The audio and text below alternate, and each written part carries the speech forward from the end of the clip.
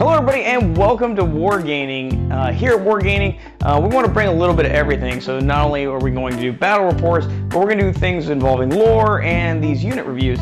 We think that having a good understanding of a unit, not only how they function on the tabletop, but also their backstory and universe is important because it really gets you immersed in what the actual armies are about. So that is what we're going to be looking at doing today and in the future. These are going to be short videos, somewhere between 10 to 15 minutes on average, but it's just going to kind of give you a chance to really see what each unit is about. And more importantly, do they have gain?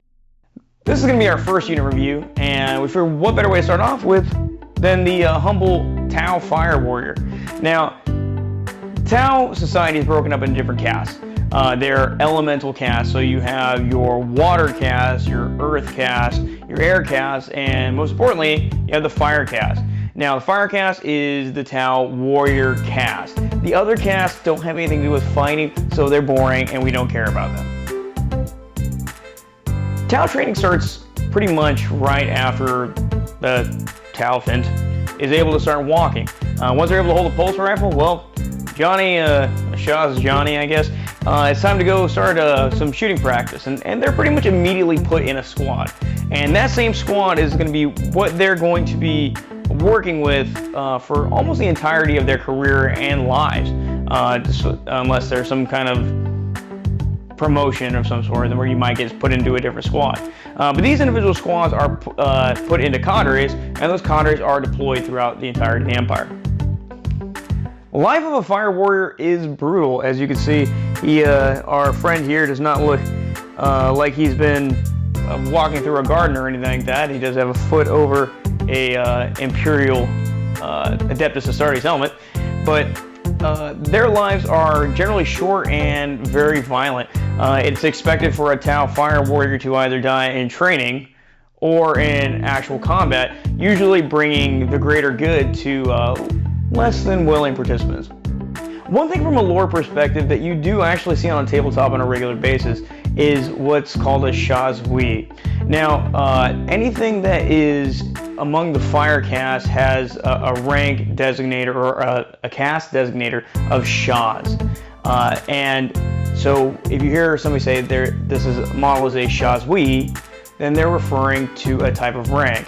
So the basic fire warrior, the entry-level fire warrior that's actually past its initiate stage is going to be a Shazla, and then you have a Shazwi. Now a Shazwi is basically would be the equivalent to an Imperial or even modern-day fighting forces sergeant. And so you'll see different Shaz blank units throughout when you're playing Tau. We see Shazla, Shazwi, Shazo.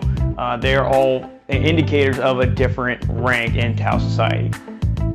Shazwis themselves usually spent several years within an individual cadre before they're given the actual title of Shazwi. To even get to that point, they generally have spent around the equivalent of around 5 Terran years working with that cadre before they're able to take a trial of fire. And every promotion from Shazwi all the way up to Shazo is going to require a trial of fire. Now, a trial of fire is usually either sept specific or individual specific. You could have 2 Shazlas eligible to become Shazwis at the exact same time, but they could be given entirely different trials of fire and they wouldn't be able to cheat off each other. I assume that's why they do that. So what makes a fire warrior special?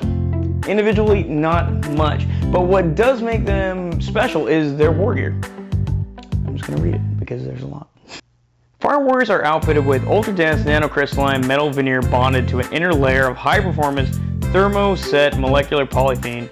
The outer layer material is known as Feotok in the Tau lexicon and commonly used as a form of armor across nearly all types of Tau units due to its lightweight nature and impact-resistant structure. The inner layer of combat armor acts as energy-absorbent padding with energy dispersal and helps blunt trauma effects from high-velocity impacts. Blah blah blah, future space material, fuck you, I don't know. But anyway, this incredible technology they have is clearly represented by their toughness of 3 and their armor save of a 4-up. Yeah, okay. They also wear hyper-advanced helmets that, although it is tech heresy, the Adeptus Mechanicus has been able to discern that the helmets do provide mapping assistance as well as targeting assistance, a vast array of communications, and that is of course reflected on the tabletop with a 4-up ballistic skill. That can't be right. Let me check. No, that is right. Yes, 4-up ballistic skill. Very advanced helmets. 4-up ballistic skill. Now there is a lore reason that supposedly that justifies Games Workshop not letting the Tau shoot as you would expect them to, is that the Tau perceive time in a different way than humans, and so they perceive time slower. So for them, everything is moving a lot quicker. So despite all the advanced optics and everything cool that they have with them and their incredible technology, they can't focus fast enough. So that's that. So on the tabletop, you basically end up with a horde army that's far away, likes to stay that way, but it's a horde army, but shooting. There are basically 3 kits that a Fire Warrior can carry with them.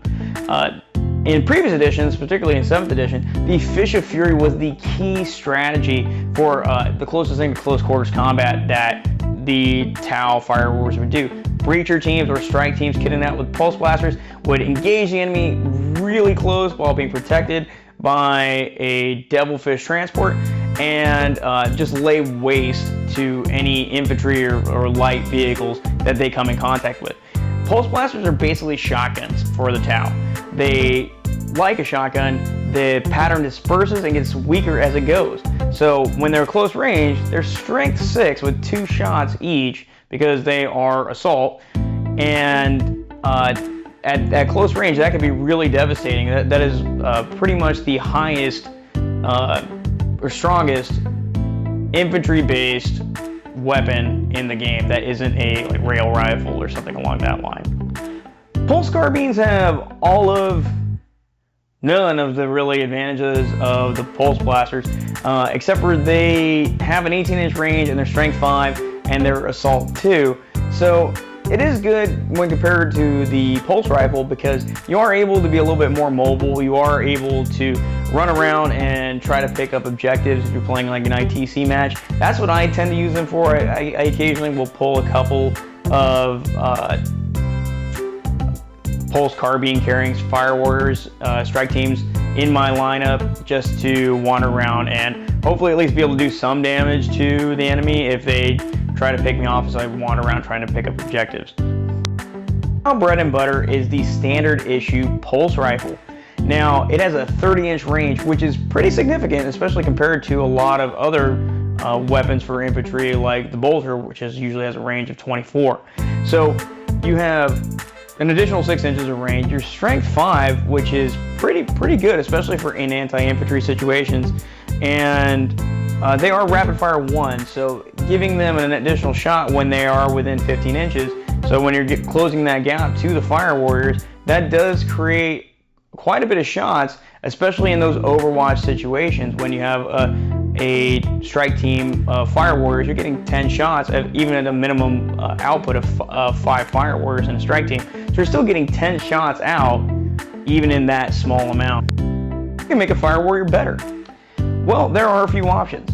Now, although I usually recommend people being Tau Sept for that 5-up Overwatch, Borkin Sept is another option. Borkin Sept will give you an additional 6 inches of range, which could be especially useful if you like to get in really close and you want to stay out of that charge range, or you want to really keep your distance and stay way far back. You get that extra range. However, there are other options for that as well. To get that extra 6 inches, you could take a Pathfinder team, and a Pulse Accelerator drone. That Pulse Accelerator drone has a 6-inch bubble. Any infantry units within that 6-inch bubble get an additional 6 inches to their shooting range, which can be very beneficial, which is what I prefer to do. A Cadre Fireblade is a must for armies that are carrying mass Fire Warriors, and I'll tell you why.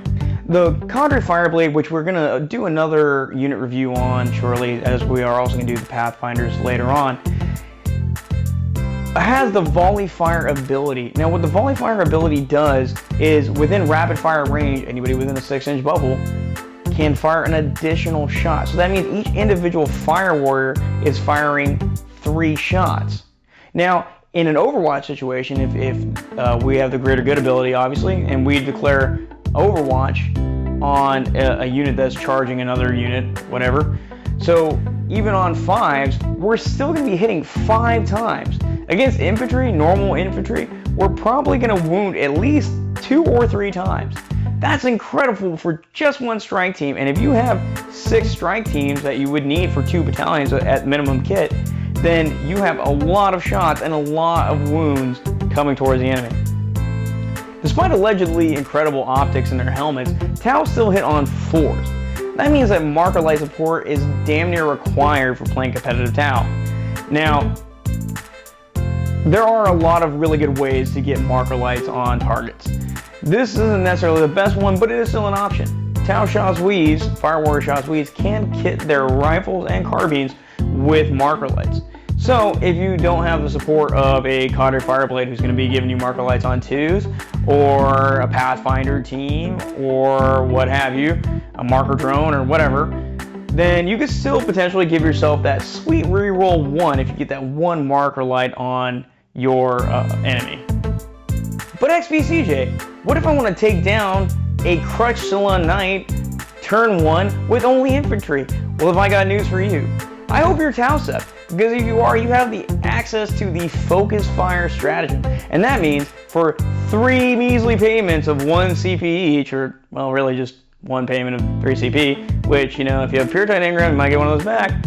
Anyway, if you have wounded that Crutch Salon Knight, then you add 1 to your wound rolls. So you want to wound a Knight on 4s? Tau can do it. Now melee. Look, we're playing Tau, okay? If we're getting in a melee situation, things are not going good for us. If you are being attacked by anything, people may be throwing rocks at close range at a Tau Fire Warrior, they're probably going to die. So Fire Warriors don't do all that good in melee. Tau in general are pretty tough and resilient in melee. They don't fight well in melee, but so you won't really see them engaging in it. But to fall back after being attacked, they usually do okay. A lot of the suits especially have fly, so just be aware, like your broadsides, which is another unit we'll eventually do, doesn't have the fly ability. So if they're engaged in combat, then they're pretty much done for that next turn, and I have lost some games because of it. But overall, if Tau are involved in close quarters combat, in melee, things have gone horribly.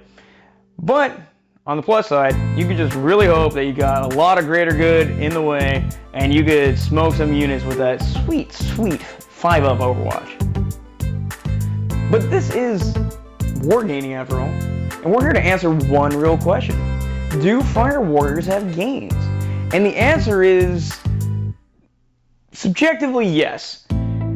Amongst the fish, lizard, communist people, they are the biggest and strongest. But isn't that kind of like being the biggest guy at a Lilith Fair concert? That doesn't really count that much. So compared to your average Terran, they're actually quite small and be considered pretty much below average in height and size. So despite all their fancy guns and crazy optics on their helmets and future technology that far surpasses what the Imperium has, they lack the gains. They haven't been eating their Tremboloni sandwiches, just isn't happening. So that is the reason they are dubbed CrossFitters.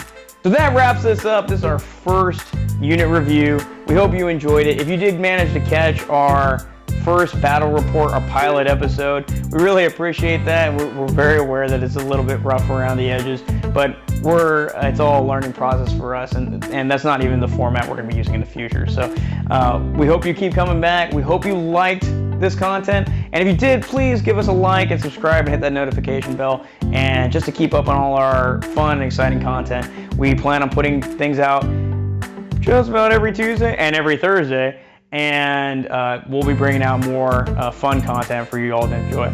So we hope to see you again. Roll strong.